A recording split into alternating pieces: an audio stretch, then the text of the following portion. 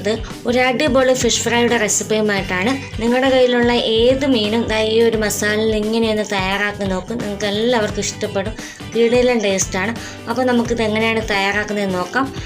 ഇതിനായിട്ട് ഞാനിവിടെ ചൂരമീനാണ് എടുത്തിട്ടുള്ളത്. നിങ്ങളുടെ കയ്യിലുള്ള ഏത് ഫിഷ് ആയാലും എടുത്താൽ മതി. അതിവിടെ കട്ട് ചെയ്ത് എടുത്തിട്ടുണ്ട്. ഇനി ഇതിലേക്കുള്ള പൊടികൾ എന്തൊക്കെയാണെന്ന് നോക്കാം.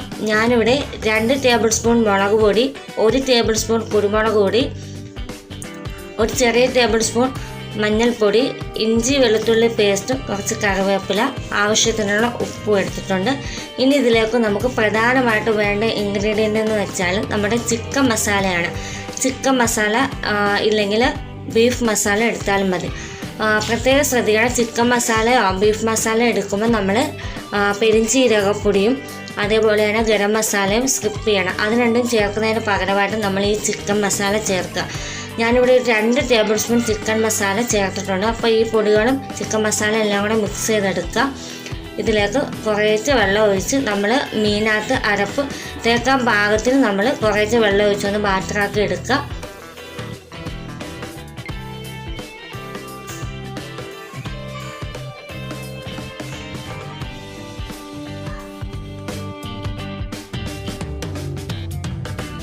നമ്മുടെ ബാറ്ററൊക്കെ റെഡി ആയിട്ടുണ്ട്. ഇനി ഇത് നമ്മൾ നേരത്തെ എടുത്ത് വെച്ചിട്ടുള്ള മീനിലേക്ക് ഒന്ന് തേച്ച് പിടിപ്പിക്കുക. നന്നായിട്ട് 2 വശവും തേച്ച് പിടിപ്പിക്കുക.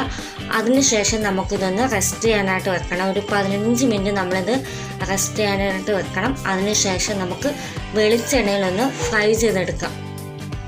വെളിച്ചെണ്ണയിൽ ഫ്രൈ ചെയ്തെടുക്കുമ്പോഴാണ് നമ്മുടെ മീനായാലും ചിക്കൻ ആണെങ്കിലും എന്ത് ഫ്രൈ ചെയ്താലും നല്ല ടേസ്റ്റ് കിട്ടുക. അപ്പോൾ ഈ ഒരു രീതിയിൽ നിങ്ങളെല്ലാവരും ട്രൈ ചെയ്താൽ കിടിലൻ ടേസ്റ്റാണ് കേട്ടോ.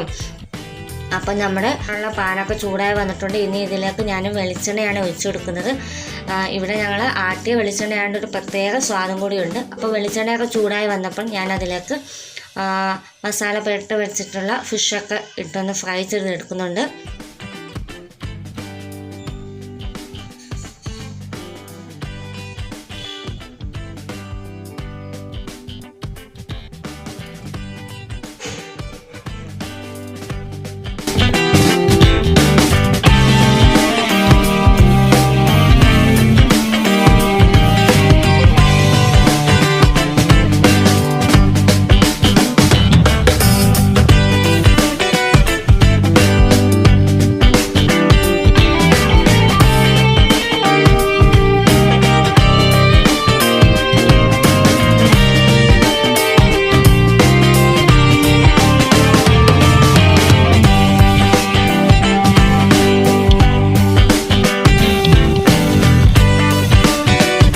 നമ്മുടെ ഫിഷ് ഫ്രൈ ഒക്കെ ഇവിടെ റെഡി ആയി വന്നിട്ടുണ്ട്. ഇനി നമുക്കിത് സർവിങ് പ്ലേറ്റിലോട്ട് മാറ്റാം.